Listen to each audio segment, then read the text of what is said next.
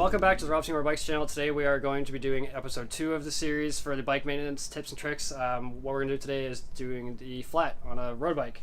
So we're going to start on this bike here, and we'll get into it. Same stuff applies on a mountain bike. Drop is usually a bit different, but same.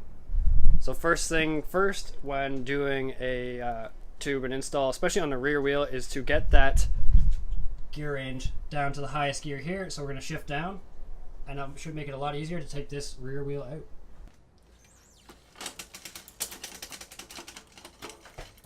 The next step is to take the axle out. If you have a nutted axle, it's probably about a 15 mil. If you have a quick release like this bike, all you gotta do is pop that little lever and it should just drop straight out. And because you're in the highest gear, it should just drop straight out. So let's get onto it.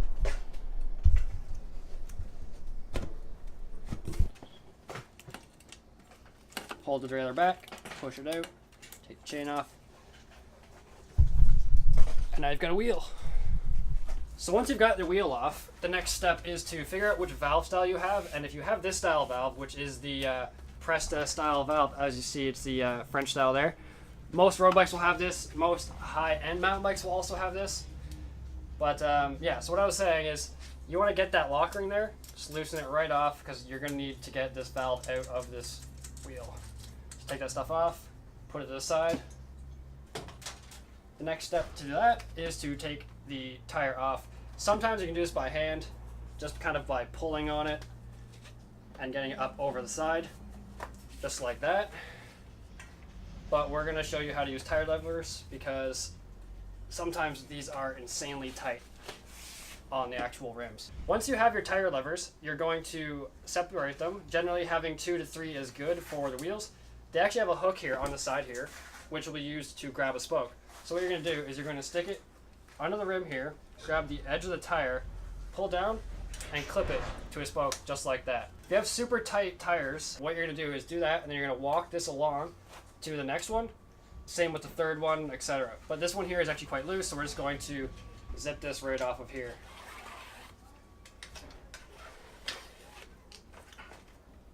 Since we're just changing the tube, we do not need to take the tire all the way off the rim.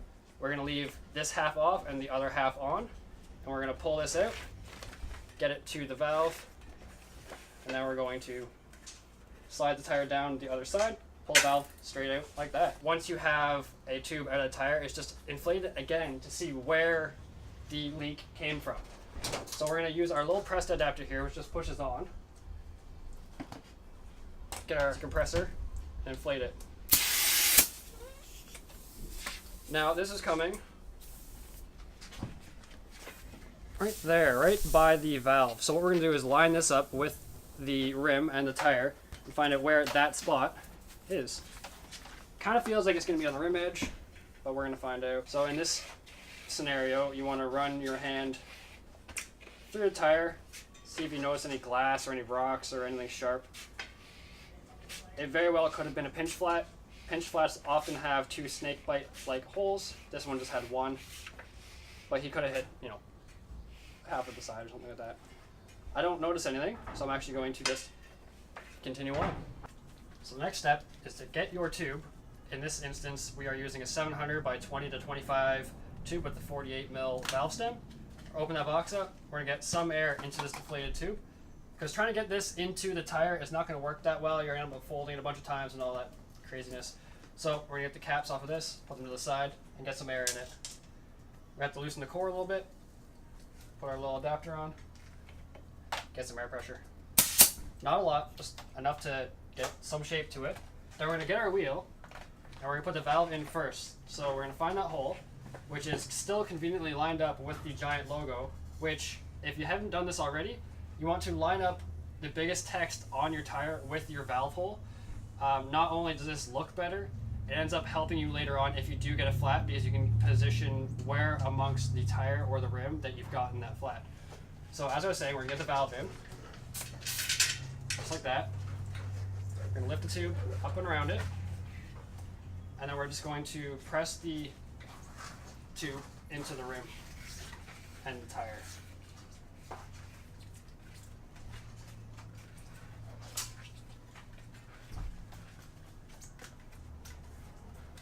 Just like that. Now at this point in time, you might notice that the tube has too much air in it. You can always let some out to make it a little bit easier to fold the rest of the tire over. So now you're going to start across from the valve hole and start pushing that in. It's better to not use tire levers at this stage because you run the risk of pinching the tube with the lever.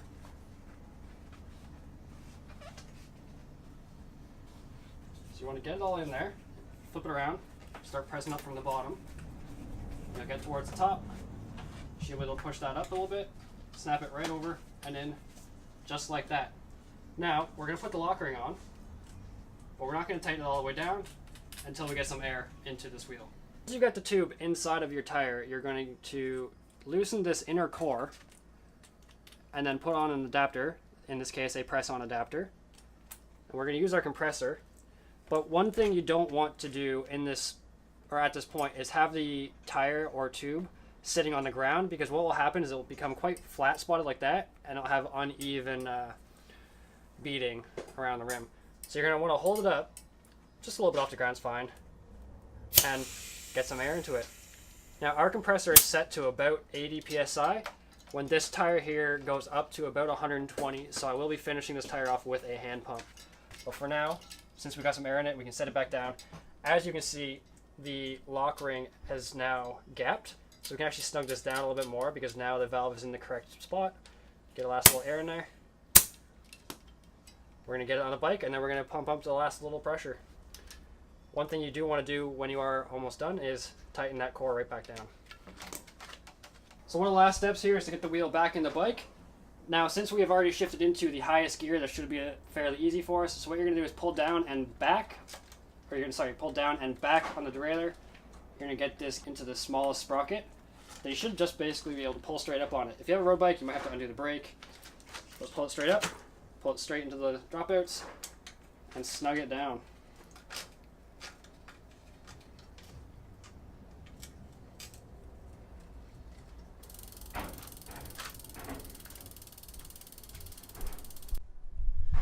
And that's it, you've changed the tube. Just make sure once you are done that all of the bolts that you have loosened have been retightened so you don't have any issue with wheels falling out on you later on. And make sure that you are reading the side of your tire to determine which size tube and which pressure to set your tire at, because that is very much tire dependent, not tube dependent. And depending what you're riding, set the pressure to your settings. Other than that, you're good to go.